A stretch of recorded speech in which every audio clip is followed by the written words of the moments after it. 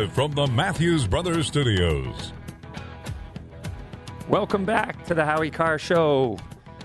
I'm Toby Leary sitting in for Howie, and I've enjoyed myself these past 2 days, so hopefully you've enjoyed the show.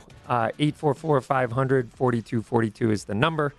And as promised, I'm really happy to have joining us on the line Professor Mark Smith. He's a constitutional attorney, does a lot of videos in the 2A space with the YouTube channel, and on X, the name of it is Four Boxes Diner. I've had him on my show a few times on Rapid Fire, and I like how he explains the law around the Second Amendment space, but he's also not a one-trick pony, are you, Mark? Thanks for joining us, Mark. How are you doing today? Hey, Toby. Thanks for having me on. An exciting day in the world of the Supreme Court. It's not a good day for the left. I tell you that after this morning's oral argument in the Trump case. Yes, no kidding. Why don't you bring us up to speed on that? What's your breakdown? What's your feeling on what is going to happen on that? Well, this is quite important, and it hasn't gotten quite the coverage it should, but it will when the decision is issued.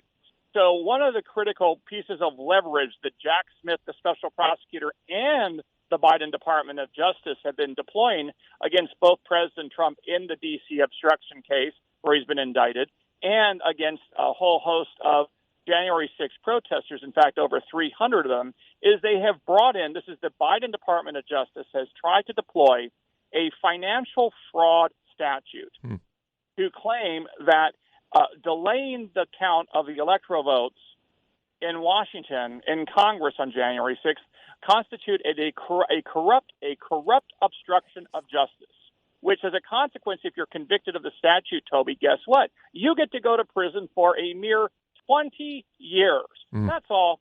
So this is a very, very scary statute to be convicted under. And this has been a big piece of leverage that Jack Smith, the prosecutor against Trump, and the Biden Department of Justice have been using in this DOJ cases against the January 6th protesters. But today, the Supreme Court heard argument as to whether or not this critical statute that DOJ has been using is even applicable here. And it's pretty clear there's at least 6 justices that think that the Department of Justice is out to lunch, to think a financial fraud statute that arose from the Enron accounting scandals could somehow be used against political protesters on January 6th or President Trump. And this is clearly going to be a 6-3, if not more, victory against the Department of Justice. And this is going to take away a lot of leverage from the Biden administration as they go after the January 6th people and President Trump, because this is the one statute that if Trump's convicted under, he could go to jail for literally years and years. But once you knock this out, the Jack Smith cases look a lot less scary. Yeah, and what does that look like in reality, like as far as being charged with that? Is like, take the J6ers, for example, and this obstruction. What does that look like? The fact that they were halting business from being conducted, from regular order of business being conducted in the Capitol, is that the way that works? That's right, Toby. The way it works is the federal statute says that if you obstruct a legal proceeding by destroying documents or tampering with witnesses, then you have violated the statute and you go to prison. Now, the entire statute is about thwarting people or deterring people from engaging in shenanigans in criminal cases, grand jury proceedings, and civil matters. In other words, this is about court misbehavior. But what happened is, and this is a very interesting game the Department of Justice and Biden tried to play, is at the end of this statute, Toby, there's a reference there that says, or otherwise obstructs an official proceeding.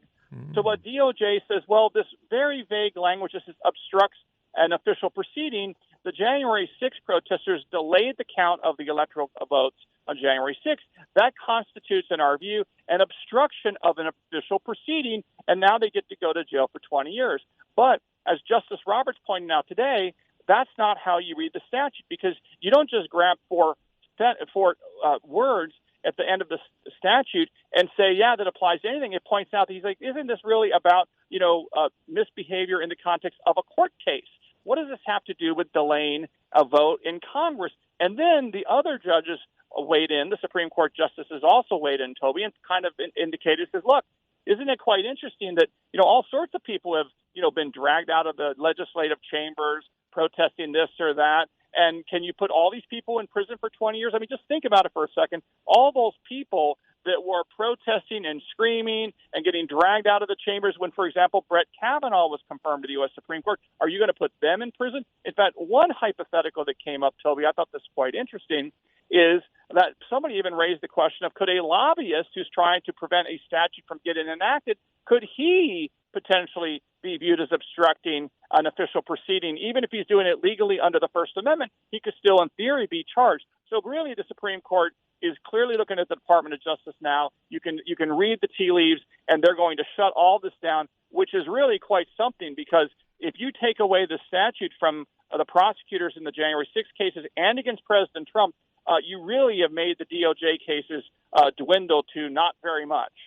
Yeah, and there's also an element of selective prosecution with this regard. Like you just said, they obviously want to be able to prosecute the J6ers and Trump to the fullest extent that they feel that they can. But yet you also have, we saw in Nashville when it was inundated with people who wanted gun control passed, and they squatted on the whole official proceedings. Then you have even people yesterday at the Trump hearing in New York City that were protesting the Palestinians and Israel and whatever. And, you're never going to see any of them charged with the same type of obstruction of an official proceeding. So, does the selective enforcement of that weigh into this? Obviously, the Supreme Court is the ultimate word on it. But what about just as a defensive type of defense?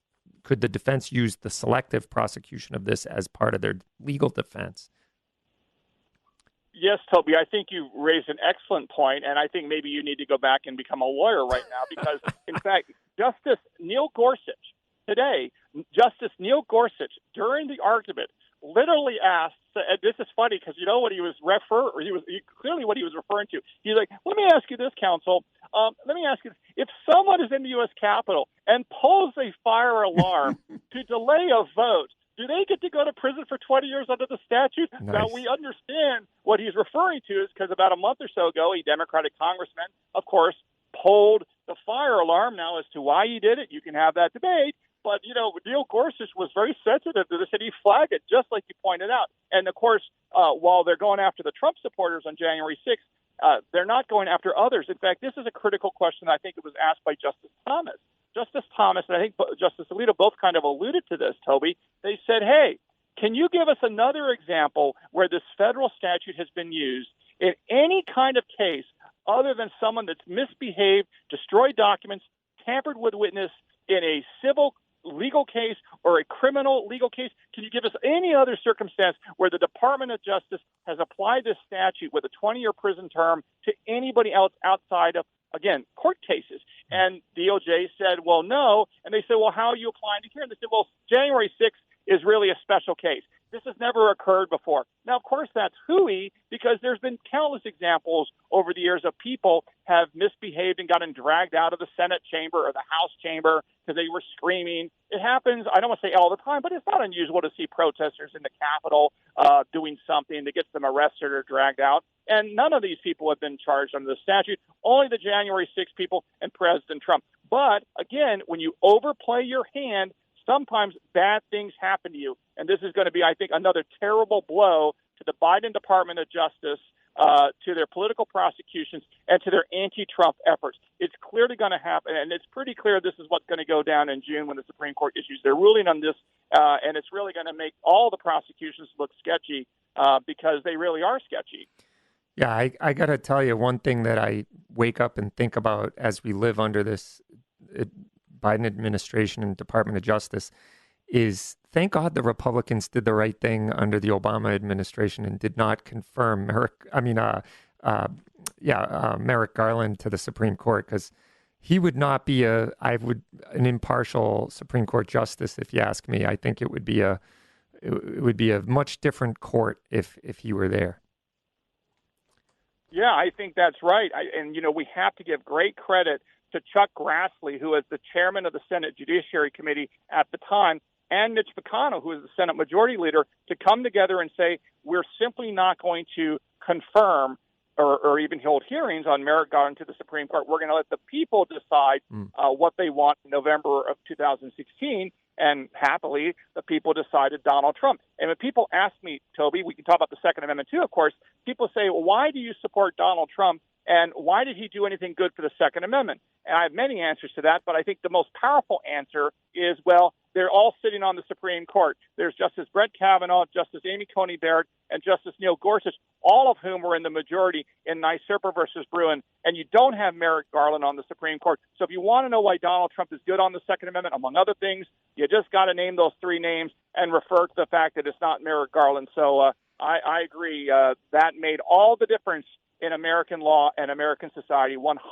Because if Merrick Garland was on the Supreme Court and had he replaced Justice Scalia, we'd have a much different court, and not a court that respects the rule of law, and not a court that respects the Constitution, and not a court that respects the Second Amendment. We'd have a political partisan court that is nothing more than a legislature dressing in black robes. Mm-hmm. Yeah, well said. And I think, as we look at what's going on in the court system right now, I think that the Supreme Court, those members that you just mentioned, plus the others that make up the majority ruling of, say, the Bruin decision, take it very serious. And I think that they actually do the heavy lifting of trying to get the decisions right. And they're not just there for their own political ambitions or try to, carry the water for the political party that even put them there in the first place.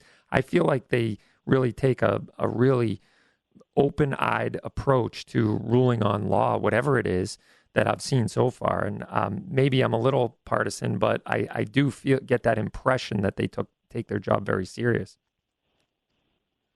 There is no doubt that the 6 originalists on the Supreme Court take their job seriously, and they respect, and this is the key, they understand that when they swear an oath to the United States Constitution, right, you don't swear an oath to the Biden administration or to the Trump administration. You swear an oath to the United States Constitution if you're a soldier, if you're in Congress, if you're a justice. That is the ultimate law. And they take that very seriously. And if there's if there's judicial precedents or anything that's inconsistent with the text of the Constitution, this court is going to aggressively protect the Constitution because it is our ultimate law, it's the supreme law, and of course they swear an oath to uphold it above all else when it comes to their job. Now, the left, of course, they play games because they view in what's known as the living Constitution, which is nothing more than an excuse to ignore the Constitution as it's written. They want to decide what the Constitution means. They don't want the Founding Fathers or the text of the Constitution to mean what it means. And you'd have a much different outcome because at the end of the day, the left views courts as just another extension of the progressive movement. And when we the people don't do what they want, think about gay marriage, where Americans overwhelmingly rejected gay marriage all across the country over and over and over again. When we the people don't do what the liberals want, guess what happens? They used to lateral the ball to the court, and then the court would do what the left wing wants. And we saw that when the Supreme Court issued the decision in favor of gay marriage and said it's a constitutional right. And, of course, they're very upset that they've lost their ball and they cannot control the courts like they used to. That's why they're talking about things like court packing. Yes, exactly. And, Mark, I wanted to get your take real quick, if we could, on a bunch of stuff happened yesterday, I believe it was, in Oregon under ballot initiative 114. If our listeners don't know what that is, it was basically a ballot initiative that passed that was an assault weapons ban, magazine capacity ban, and it got struck down, and it seems to be for good, right? If I'm reading that correctly? Well, so far, so good. So what happened is Oregon, in a very, very close vote, it was something like, it was really like 51% to 49%. It was, I think, even closer than that, Toby, in a referendum, enacted a crazy gun control law that included essentially bans on semi-automatic rifles, AR-15 style rifles, magazines that hold more than 10 rounds that are political propaganda references to large capacity magazines, and all sorts of other insanity. Now, since that, there have been federal lawsuits and state lawsuits. The federal lawsuits have been in front of really liberal federal judges who've done terrible. They've misconstrued the law, they've got it all wrong, and they've upheld the referendum as being constitutional. But the good news is there's a very strong state court judge out there that said that this is clearly unconstitutional under the federal constitution and the state's constitution for the right to keep and bear arms. And so far, the Oregon Supreme Court is basically deferring to the lower court's decision so far that this statute that was enacted by referendum is unconstitutional under the Second Amendment and under the Oregon provision for the right to keep and bear arms. So in Oregon, that referendum in terms of the gun bans has not gone into effect. But, it's still conceivable that the Oregon Supreme Court could change its mind.